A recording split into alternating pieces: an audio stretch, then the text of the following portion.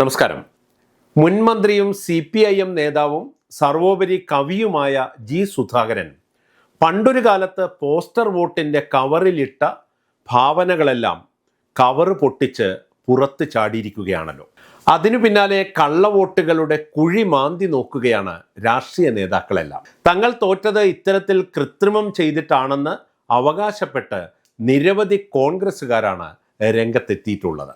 ഭാഗ്യത്തിന് മുൻകാല പ്രാബല്യത്തോടെ തങ്ങളെ MLA ആക്കണം, MP ആക്കണം എന്ന് മാത്രം ആരും ഇതേവരെ ആവശ്യപ്പെട്ടിട്ടില്ല.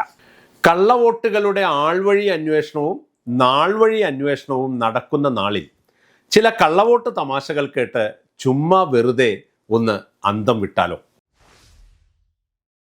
കണ്ണൂർ ജില്ലയിലെ ഒരു പോളിംഗ് ബൂത്തിൽ വോട്ടെടുപ്പ് തകൃതിയായി നടക്കുകയാണ്.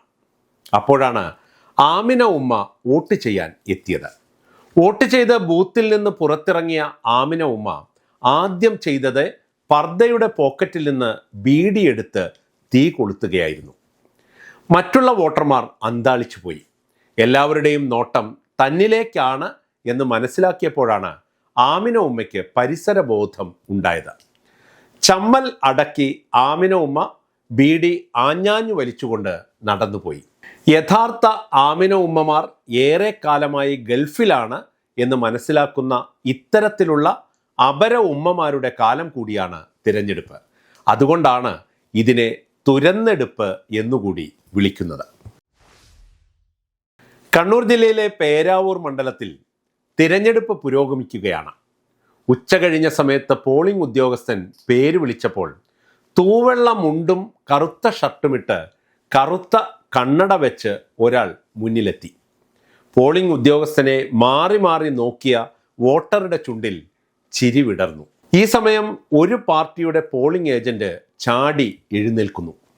ഇയാൾ മരിച്ചയാളാണ്, ഇയാൾക്ക് വോട്ട് ചെയ്യാൻ പറ്റില്ല. വോട്ടർ ഏജന്റിന്റെ കോളറിൽ കയറി പിടിച്ചു. ഞാൻ മരിച്ചെന്ന് പറയാൻ നീ ആരാടാ? ബൂത്തിൽ ചിരിയുടെ മാലപ്പടക്കം, ബഹളത്തിന്റെ വെടിക്കെട്ട്. ഒടുവിൽ ചത്തവന്റെ സുവിശേഷം ഇങ്ങനെയായിരുന്നു: ഞാൻ മരിച്ചെന്ന് വരുത്തണം എന്നാണല്ലോ എല്ലാവർക്കും ആവശ്യം. ഇനി എനിക്ക് വോട്ട് ചെയ്യണം എന്നില്ല, ഞാൻ പോകുകയാണ്. പ്രേതം കണ്ണട ഊരി പുറത്തേക്ക് പോയി. ഇയാളെ അറിയാവുന്നവരാരോ പുറകിൽ നിന്ന് പേര് ചൊല്ലി വിളിച്ചതോടെ പിന്നെ പ്രേതം ഓടിയ വഴിയിൽ പുല്ല് മുളച്ചിട്ടില്ലത്രേ. എല്ലാ തിരഞ്ഞെടുപ്പുകളിലും ഓരോ പാർട്ടിയിലും ഇങ്ങനെ എത്രയെത്ര പ്രേതങ്ങൾ. ഇത്തരം വോട്ടിൻ്റെ കെട്ടുകാഴ്ചകൾ അറിയാവുന്നവർക്കും അറിയാവുന്നവർ പറഞ്ഞു കേട്ടവർക്കും അത് പരസ്യപ്പെടുത്താനുള്ള അവസരം കൂടിയാണ് ഇത്. പാർട്ടിയുടെ പേരും വ്യക്തികളുടെ പേരും ഒന്നും പറയണമെന്നില്ല, പറഞ്ഞിട്ട് കാര്യവുമില്ല.